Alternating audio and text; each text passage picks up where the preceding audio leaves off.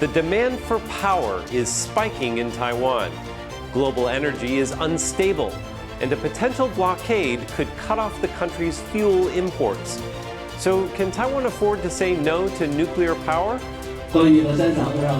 As the country revisits its nuclear future, we speak to a team that reported from Orchid Island, where Taiwan stores its nuclear waste.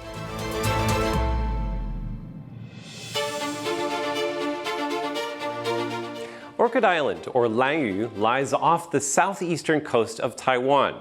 It's home to about 5,000 people, mostly from the indigenous Dao community.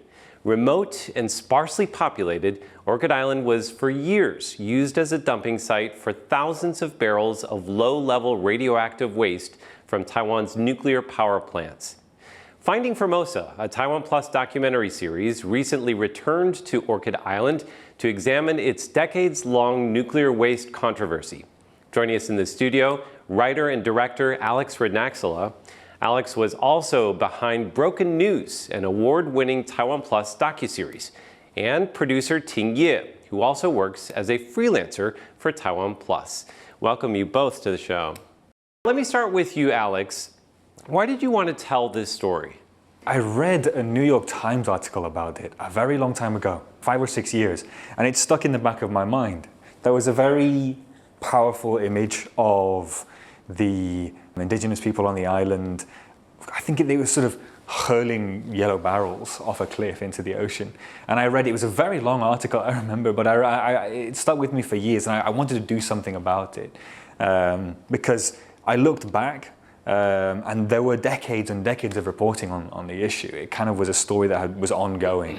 The last thing that I saw in English, the last major reporting, was this New York Times article from, I think, 2016, something like that. So I thought 10 years on, it really was deserving of an update to see where we were. When you decided to tell the story, did you know that President Lai was going to essentially shift away from his party's nuclear-free homeland policy? No, it kind of, I suppose, a bit fortuitous. It kind of worked out in our favor, created some modern relevance for the topic. The other thing was, an activist I know really well, he was in charge of the government's Green Conference for the last 3 years. And every year he's played a video he's personally made about Orchid Island. It's an issue that's kind of dear to his heart. He actually appears in the documentary as well. There was a very big anti-nuclear movement in Taiwan. Ting, are you surprised to see that public opinion has actually shifted over the past 10 years? To be honest, I haven't been paying too much attention on this topic before, but I'm still surprised because I always know that the public opinion about the nuclear power in Taiwan is actually very complicated comparing to the other places in the world. Taiwan's geographically, we are on the hotspot of where earthquake always happens. The reason Taiwan's public opinion is kind of divided, it's not just only about anti or supporting nuclear power. As a local Taiwanese, I don't feel my peers talk about nuclear power too much comparing to our elder generations. But I do know that a lot of my elder generations, including my family members or my parents, they are pretty anti-nuclear. What is the younger generation thinking? I mean, we know the older generation is concerned about safety and things like that. What is the opposite opinion, or what do younger people think about it? I think it is very complicated. If you look at referendums that have been held, it's kind of revealed that majority opinion is pro-nuclear in Taiwan, despite this very strong, long-running anti-nuclear movement.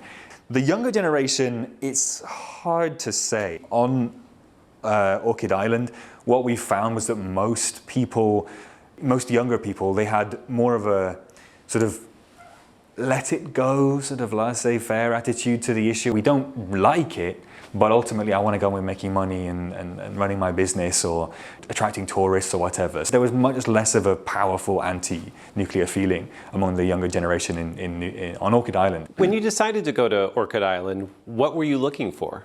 I really wanted to speak to these veterans. That was the biggest goal, is to go and meet these veterans where they are of a movement which is now 45 years old. We spoke to a poet and also one of the originators of the movement in the late 80s. And he's essentially given up. But we really did meet people who've been fighting for this cause for 40 years. And a lot of them, they still feel very passionate, but there's a lot of resignation, I think. Obviously, it's a very contentious issue. You've decided to go to Orchid Island to talk to people there. That seems to be a place where you'd find a lot of people opposed to nuclear power. How do you keep the balance when you're reporting in Orchid Island? Again, funnily enough, if you look at the referendum which was held, Orchid Island voted majority in favor of nuclear power, of restarting the nuclear reactors. And what does that majority voice think? A lot of it's party politics. So it's who is the local councillor, who has the breadbasket and access to resources. So people very much do vote along party lines. You find the same thing just across the coast where you actually go to Orchid Island, the Hengchun Peninsula, where the reactor actually is. Again, majority of people voted in favor of restarting the reactor. And a lot of that's to do with the jobs created, to do with bringing engineers to the village and powering local businesses, things like that. An important part of the story is, of course, what the residents of Orchid Island think. I imagine a lot of people are skeptical or potentially even hostile. How do you win their trust and get them to talk to you? So there's a lot of phone calls, and usually I will also have a video call with everybody before we even meet. So usually before we do an interview, we'll have spoken at least 3 or 4 times. And obviously it's all about kind of explaining what you're doing, explaining that you have no bias, explaining that you don't come out with any prejudice. You really just want to share, you want each individual to share their own story. A lot of documentarians just sort of skip that step, but it's so important, I think. Ting, you have experience in this area. You weren't with them in Orchid Island, but you've definitely done this in other places, trying to get people to talk to you, what we call person on the street interviews or vox pops. Do you have a strategy for that? I think first you have to be very friendly to earn their trust. And secondly, you have to make sure that you don't give them the kind of image that you are already having some sort of opinion and you want to put words into their mouths. When I'm on a taxi and I'm talking to the taxi driver, because the taxi driver is always up to talk, and do that conversation, then I will secretly sneak into that, oh, actually I'm here to do some interviews. Do you know anyone that might be willing to talk to me? Or would you be willing to talk to me? I just want to know the true opinion of the people who has the actual experience living here. But sometimes when they already know who am I and what I'm here for, they will be kind of aggressive. That's true as well. So when that happened to me, I will have to be very calm and try to ensure that everything's fine. This is not going to, we won't like reveal your information. If there's anything you want to scratch out, it's totally fine. We won't record you. We just want to know what you're feeling like. Your voice is important as well. And your voice doesn't necessarily need to align with ours. But that will help us to come up with a more objective view of your situation. So please help us to understand what you're thinking and feeling. Taiwan officials and Taipower, which is the company that operates the waste site in Orchid Island, they didn't comment for your docuseries. Did that impact the way you told the story? We really did want to get Taipower on. They were helpful, it's just they didn't want to be on record about it. I think they probably don't think there's anything they could really gain from being on the record about it. It did affect how we approached it. We did then go to the Nuclear Safety Commission, which is the government's official body in charge of regulation of nuclear reactors. So they, I suppose, were a sort of proxy for the official viewpoint. Taipower would have been better and more direct, but they essentially say the same thing, that in terms of what you can measure, in terms of what you can actually see and read on a Geiger counter, the actual effects of the radioactive waste being there are very low. So we did manage to bring that in. As a documentarian, how do you keep your personal perspective out of the story? Or is that an inevitability?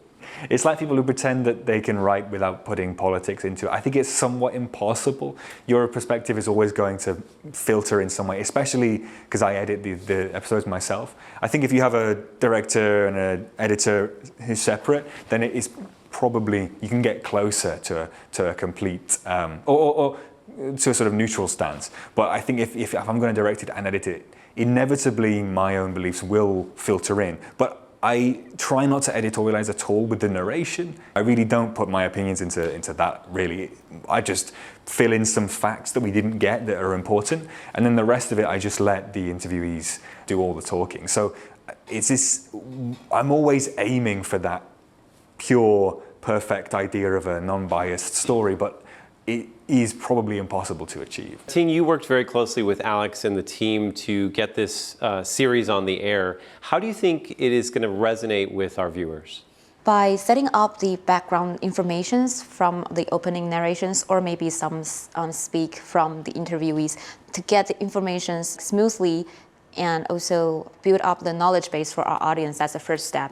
Though we are always talking about some very niche topic or very controversial topics in Taiwan, but the humanity is a global thing. You don't really need to understand the local politics to understand why people are struggling in Taiwan under this kind of topics. For Finding Formosa, it's very good at bringing up the humanity of the interviewees, and also we are not just an island that are under the conflict and potential risk because of China, but we also have a lot of things that we are dealing with, and these things are as same as anywhere else in the world. Bringing on the common point between Taiwan and other places in the world can also tell Taiwan's story better. Once one of the most nuclear-reliant economies in the world, Saturday marks the end of nuclear power in Taiwan. The decision follows years of protests by residents. Taiwan's nuclear power program started in the 70s. As the island's democratization in the 1980s. 每一次发生的核灾事故，都刺激台湾社会反对核电存在的共识。Taiwan's last working nuclear power plant 将在5月17号依法如期除役。Making Taiwan, within Asia, the first to state a total ban on nuclear power. For many, May 17th, 2025 was the culmination of a decades-long struggle, the end of a nuclear-powered era inextricably linked to dictatorship and authoritarianism. In Taiwan, democracy and the environmental movement are sewn from the same thread, each supporting and powering the other across decades of a transition from martial law and repression to reform and freedom. And almost from the beginning, Taiwanese environmentalism had anti-nuclear activism at its heart. As the decades passed, the fight ebbed and flowed, its fortunes rising and falling, its heroes forged and traitors scorned. We've been talking to award-winning writer and director Alex Rednaxla and producer Ting Ye. Thank you for coming on the show. And you can watch Finding Formosa series at TaiwanPlus.com or stream it on your smartphone or TV with the TaiwanPlus app. I'm Andrew Ryan. We'll see you next time.